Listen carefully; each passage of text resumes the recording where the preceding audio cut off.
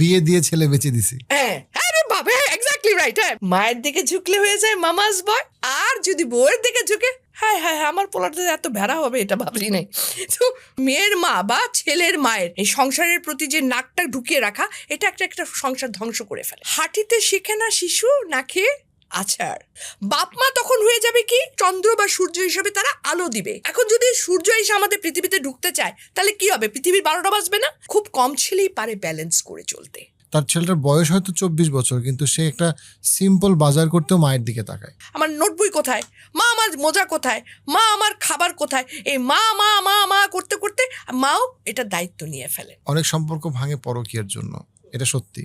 আবার সমাজে কিন্তু অনেক সম্পর্ক ভাঙে অতিরিক্ত সন্দেহের জন্য, যেখানে আসলে পরকীয়াটা ছিল না। আমি সবসময় বলি যে ঘরটায় অনেক দামি কিছু থাকবে, এটা দরকার নাই, কিন্তু ঘরটায় যেন একটা জান্নাতের বাগান থাকে, ওরকম যেন একটা সুন্দর পরিবেশ থাকে, যেখানে পাটি পেতে আলু ভর্তা খাইতেও ভালো লাগবে।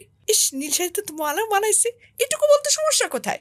এই যে অ্যাপ্রিসিয়েশন, এটাও কিন্তু হাজবেন্ড ওয়াইফের সম্পর্ককে অনেক সুন্দর করে। স্বামী স্ত্রীর ঝগড়া হবে, রাগ হবে, কিন্তু এগুলোকে চিরস্থায়ী করা যাবে না। তুই অপদার্থ, তুই অপদার্থ, তুই অপদার্থ, তোর বিয়ে করে আমার জীবন গেছে, জীবন গেছে, জীবন গেছে।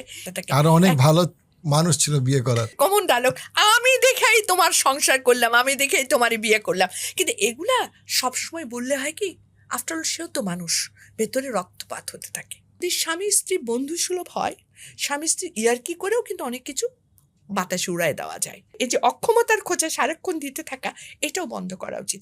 এইভাবে কিন্তু পরকীয়াটা তৈরি হয়ে যায়। মেয়েদের গায়ের রং বা মেয়েদের উচ্চতা অথবা বিভিন্ন জিনিস নিয়ে এমনভাবে কথা বলে যেটাতে মেয়েটার আত্মবিশ্বাসটা নড়বড়ে হয়ে যায় গোড়া থেকে। যে ফর্সা মেয়ে খোঁজো, তুই ফর্সা না মানে তোর জীবন শেষ, সাদা সবাই কাদা।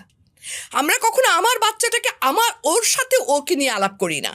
আমরা সবসময় টাইনা নিয়ে আসি 14 গোষ্ঠীর সবার ভালো ভালো রেজাল্টগুলোকে, যেগুলো সবচেয়ে বড় ক্ষতিকর। আরে তুমি পারবা না কেন? তুমি পারবা। এই যে তুমি পারবা না কেন, তুমি পারবা, আমাকে যে সাহসটা দিয়েছিল, সেম জিনিসটা এখন আমি মানুষকে দেওয়া শুরু করেছি। ওই যে বললাম, মেয়েরা মাল্টিটাস্কার। বিজনেসে থাকা অবস্থায় কিন্তু আমি 4টে সন্তানের মা হয়েছি। মেয়েরা চাইলেই পারে। যে সৃষ্টিকর্তার উপর অকুণ্ঠ বিশ্বাস এবং নিজের উপর আস্থা তোমাকে দেখাবে প্রকৃত রাস্তা। সালাম আলাইকুম আপু, কেমন আছেন? আলহামদুলিল্লাহ। আমি সবসময় একটা কথাই বলি যে আমি চেষ্টা করি সবসময় ভালো থাকতে। না, আলহামদুলিল্লাহ। আপনার হাল ছেড়ো না বন্ধু একটা চমৎকার প্রোগ্রাম। 10 বছরের বেশি সময় হয়েছে। কোন চিন্তা ভাবনা বা উৎসাহ থেকে আপনি এটা শুরু করেছিলেন? হাল ছেড়ো না বন্ধু, না কথাটার মানে কি? Don't give up. জীবনে আসলে চড়াই উতরাই তো সবার জীবনেই থাকে। আমার জীবনেও প্রচুর চড়াই উতরাই হয়ে একটা সময় গিয়ে এখন একটা তৃতীয় অবস্থানে চলে এসেছি। তো সেখান থেকে আমার কাছে মনে হয়েছে, যেটা আল্লাহ তাআলা তো আমাদেরকে সবাইকে কোনো না কোনো উদ্দেশ্য নিয়ে পাঠিয়েছেন, পুরো যত্ন নিয়ে তৈরি করেছেন। এই গ্র্যাটিটিউড থেকে হলেও আমাদের উচিত কিছু করা। প্রত্যেকটা মানুষ একটা না একটা লাইফে একটা উদ্দেশ্য থাকতে। আমার উদ্দেশ্য মনে হয়েছিল যে আমি যে চড়াই উতরাই থেকে এসে একটা জায়গায় দাঁড়াতে পেরেছি, because I never give up in life. এই সাহসটা মানুষকে আমি দিব যে জীবনে nothing is impossible under the sun and above the sea. Don't give up. আমি সবসময় বলি যে সৃষ্টিকর্তার উপর অকুণ্ঠ বিশ্বাস এবং নিজের উপর আস্থা তোমাকে দেখাবে প্রকৃত রাস্তা। সো এই জিনিসটা যদি তুমি রাখতে পারো ভেতরে, তা এই জিনিসটা হচ্ছে কি, সাহসটা তো দিতে হবে কাউকে না কাউকে। আমার সময় হয়তো বা কেউ ছিল না বলে তাও বলবো, তাও ছিল আশেপাশে কিছু সংখ্যক ভালো মানুষ তো ছিল, ভালো বন্ধু ছিল, বয়োজ্যেষ্ঠরা ছিলেন। ওনারা যেরকম আমার সমস্ত বিপদে অনেকেই বলেছেন, আরে তুমি পারবা না কেন, তুমি পারবা। এই যে তুমি পারবা না কেন, তুমি পারবা, আমাকে যে সাহসটা দিয়েছিল, সেম জিনিসটা এখন আমি মানুষকে দেওয়া শুরু করেছি। এবং আমি সবসময় বলি যে জীবনে সমস্যা থাকবে, সমস্যার মোকাবেলা তোমাকে করতে হবে, কিন্তু তোমার জন্য সেটার জন্য দরকার দৃঢ় মনোবল। আর যে মনোবলটা আমি তৈরি করার চেষ্টা করি। আমাদের অনেকের ক্ষেত্রে যেটা হয়, বাবা মারা অনেক সময় তার ছেলে বা মেয়ের, আমি বলবো কিছু কিছু ক্ষেত্রে মেয়ের ক্ষেত্রে এটা বেশি হয়, সেটা হচ্ছে তাদের বিয়ের পরে অনেক বেশি ইন্টারভিন করে। এবং অনেক ক্ষেত্রে আমরা দেখছি যে বাবা মা মানে বিয়ের পরও তার ছেলে বা মেয়ের সংসারে এত বেশি ইন্টারফিয়ার করে। আমি একসাথে ফিজিক্যালি থাকা না থাকার কথা এখানে বলছি না, আমি বলছি হচ্ছে ইন্টারফিয়ার করার, যেটা অনেক ক্ষেত্রে সংসারটার 12টা বাজায়। যেখানে হয়তো বা একটা স্বামী স্ত্রী তাদের নিজেদের সংসার তৈরি করে নিজেদের মতো করে জিনিসটাকে গুছিয়ে আগানোর চেষ্টা করবে, ভুল করবে কিন্তু ভুল থেকে শিখবে। সেখানে দেখা যায় যে বাবা মা ওভার প্রোটেক্টিভ হইতে গিয়ে ওভার পজেসিভ হয়ে এলোমেলো করে ফেলে। এই ব্যাপারে আপনার কাছে কিভাবে আমরা বাবা মাকে বুঝাইতে পারি যে আপনারা একটু মানে আপনার বাচ্চাদেরকে একটু ছাড়েন, তাদেরকে হেল্প করেন যাতে তারা নিজেরা উঠে দাঁড়ায়, রাদার দেন তাদেরকে আপনাদের ছোট্ট একটা গাছ বানায় রাখা।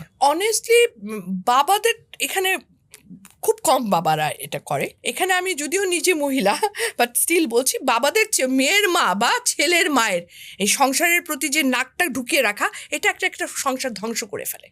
সরি, আমার কাছে মনে হয় এটা সবচেয়ে বড় অপরাধ ওনারা করেন। এখন বলতে পারেন কেন করবেন, কারণ এজন্য করবেন না, বিকজ হাঁটিতে শিখে না শিশু না খেয়ে আছাড়। সো ওরা জামাই বউ 2টা দিন কি হবে, করলা রানতে গিয়ে করলার ছাই করে ফেলবে, কথার কথা, কিংবা পাখা বন্ধ করতে ভুলে যাবে, এই জন্য ইলেকট্রিক বিল বেশি আসবে। এ ধরনের তো করতে দাও, হইতে দাও। আমি যে কথাটা বলি যে প্রত্যেকটা মানুষের একটা পৃথিবী থাকে, তাই না? একটা ছেলে বা একটা মেয়ে যখন তার বিয়ে হয়ে যাচ্ছে, তখন তারা তাদের নিজেদের পৃথিবী তৈরি করে ফেললো। বাপ মা তখন হয়ে যাবে কি, পৃথিবীতে উপগ্রহের মতো চন্দ্র বা সূর্য হিসেবে তারা আলো দিবে।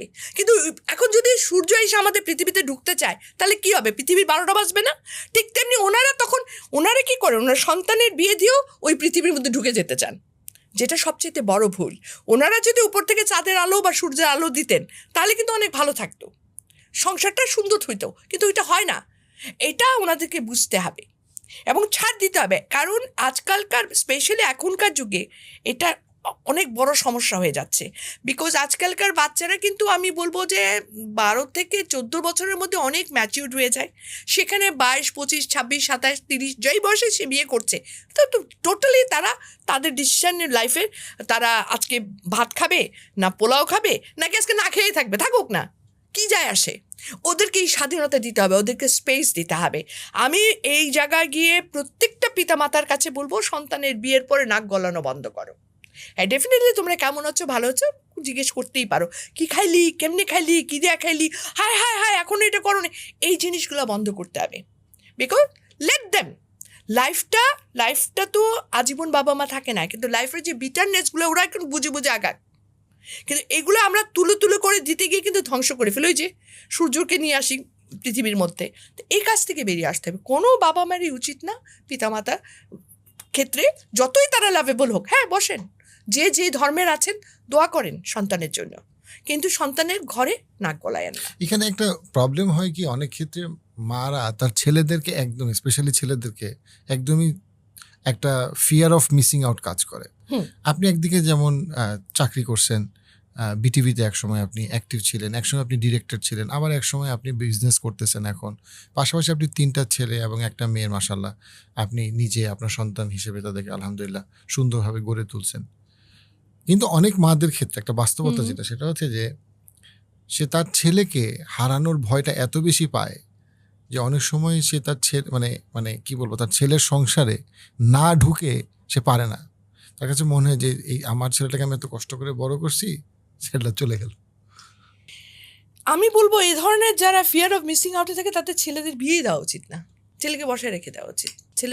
ছেলের পরিচর্যা করতে পারবেন যতদিন ওনার শারীরিক সুস্থ থাকবেন, করুক। যদি বিয়ে দিয়ে না, একটা তো ছেলের জীবনটা হেল হয়, এবং যে বাচ্চাটা আসে, যে মেয়েটা আসে, সেই মেয়েটার লাইফটাও নষ্ট হয়ে যায়। যখন মনে রাখতে হবে, এই মাগুলার ক্ষেত্রে আমি বলবো যে ছেলেটা হয়ে যায় অবস্থা খারাপ। এইখানে আবার আমি ছেলেটার পক্ষে চলে গেছি, কারণ বেচারা ছেলেটা না কোন দিকে যাবে, ওর হয়ে যায় না যে পাটায় পুতায় পিসাপিসি মরিচের জান শেষ, এই ছেলেটা হয়ে যায় পাটা পুতার মরিচা। বেচারা এদিকে মা, এদিকে বউ, কোন দিকে যাবে ও? শাকের করা। ফর এক্সাম্পল, আমি জাস্ট যেমন দেখা যাচ্ছে যে সে যদি এখন মায়ের বাড়িতে যায়, যদি যে বলে যে মানে মার কাছে গিয়ে বসে খেয়ে দিয়ে আসে, স্বাভাবিক হয়তো মা গেছে তো চারটা খাওয়াই করে দেয়, তখন হয়তো যখন এখানে আসতেছে বউ বলবে, ও আমি রান্না তো খাও না, আর মায়ের বাড়িতে কেড়ে গলা পর্যন্ত ভরাই নিয়ে আসছো।